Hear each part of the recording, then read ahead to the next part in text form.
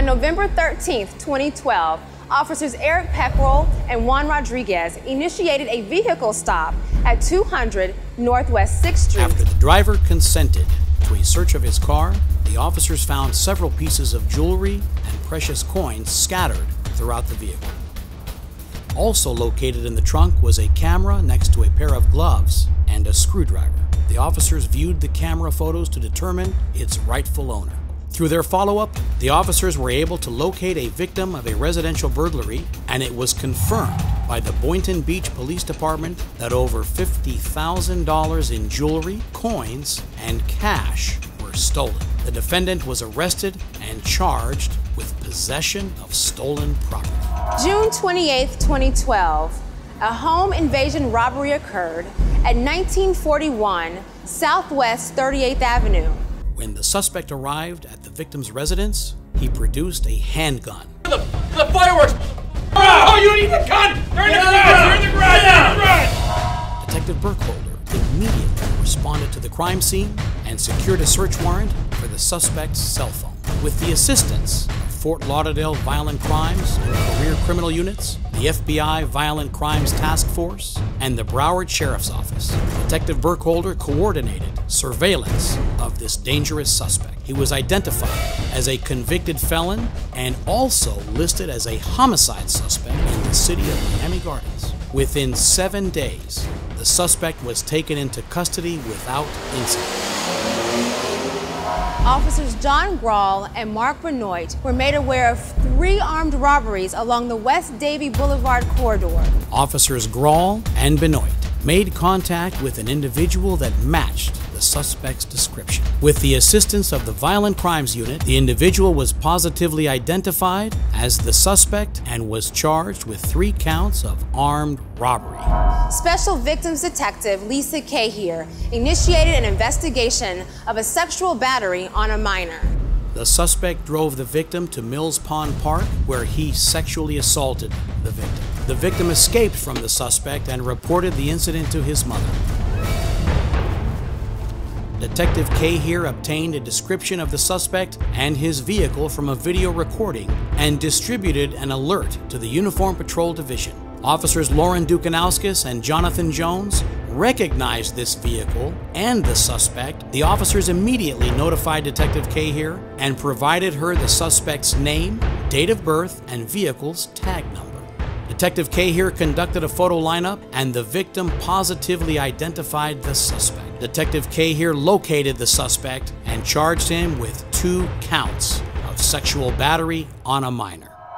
On February 23, 2013, Detective Richard Rivera was approached by a strong-arm robbery victim while working an off-duty detail. The victim provided Detective Rivera her Apple ID number and password. He immediately began tracking the victim's phone from his own personal iPhone. Detective Rivera was directed to the 200 block of Northeast 4th Avenue, where he observed 4 juveniles enter the Children's Home Society. The suspect showed Detective Rivera where he discarded the victim's purse and iPhone. Both the purse and iPhone were photographed and returned to the victim. An armed robbery occurred at TJ Maxx at Coral Ridge Mall. Suspects posing as customers forced the store manager to the rear of the store at gunpoint and proceeded to steal over $15,000 from the safe. After reviewing flyers from other agencies, Detective Thomas compiled a list of robberies with similar characteristics. He coordinated meetings with neighboring police agencies and noted that a detective in Palm Beach County investigated a similar robbery. The suspect in the Palm Beach County case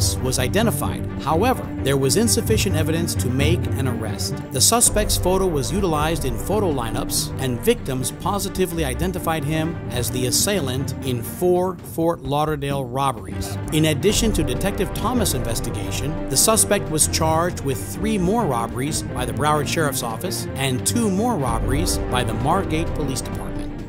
Officer Carlo Fagnoli responded to 913 Southwest 15th Terrace regarding a Child Protective Services investigation. While at the residence, Officer Fargnoli proceeded to conduct an investigation and interviewed the suspect. The suspect admitted to providing the 13-year-old victim marijuana and that he had engaged in sexual contact with the child. Officer Fargnoli immediately notified the Special Victims Unit of the suspect's statement and also transported the suspect to the police station for a follow-up interview. Officer Fargnoli also participated in the follow-up interview. The suspect provided a full confession, admitting that he engaged in sexual acts with the victim on 3 separate occasions. Subsequently, the suspect was charged with lewd and lascivious battery on a child. October 20th, 2012, a home invasion robbery occurred on Barcelona Drive. The suspects ransacked the residence, stole 3 Rolex watches, 2 laptop computers, the victim's car, and a handgun. Detectives Jason Wood and Richard Rivera received information from an anonymous source that identified the suspects. Detectives Wood and Rivera apprehended the first suspect in the city of Miramar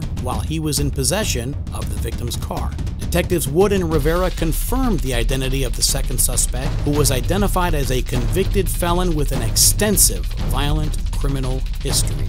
The detectives learned that the second suspect was in New Jersey with plans to flee the country. With the assistance of the U.S. Marshals Service, the detectives apprehended the second suspect in the city of New York. The detectives identified the third suspect, a convicted murderer. The detectives tracked the suspect to a residence in Hollywood, Florida. While in custody, the third suspect provided information implicating the fourth suspect. The detectives finally arrested the fourth and final suspect without incident in the city of Oakland Park. A trial was set for an individual charged with burglary and larceny. Detective Yvette Martinez, the lead investigator, was informed that the key witness was unavailable to testify. While reviewing this case, Detective Martinez noted that a latent print recovered inside the victim's residence had not yet been processed. She promptly submitted the print for processing, and it clearly identified the defendant as the burglar. Once this additional information was presented to defense counsel, the defendant changed his plea to no contest.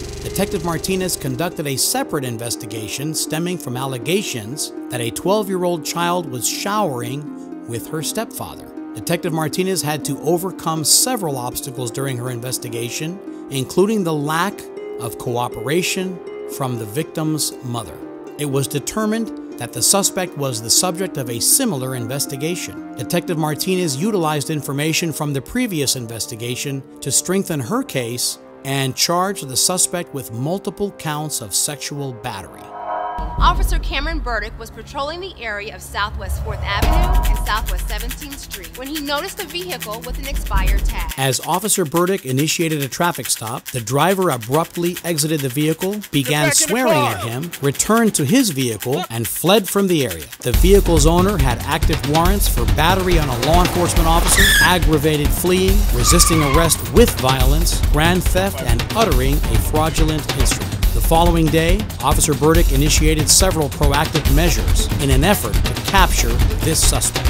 Officer Burdick requested the assistance of his fellow officers, established a perimeter, and attempted to make contact with the suspect. The vehicle fled from the officers, but was very quickly apprehended. Officer Brandon Tobias was on patrol on Sunrise Boulevard, an area noted for a pattern of strong armed robberies committed by juvenile offenders. During his interview, Officer Tobias discovered that the kid was a victim of a strong-armed robbery. Officer Tobias apprehended the suspect, the victim positively identified him, and the suspect was charged with strong-armed robbery. He observed a male suspect kick, punch, and force the female to the ground. Officer Tobias made contact with the victim, and the victim stated that the suspect stole her purse. Officer Tobias apprehended the suspect and recovered the victim's purse. The victim responded to the scene, positively identified him, and the suspect was charged with strong-armed robbery. The suspect was additionally charged with armed sexual battery, robbery, and false imprisonment.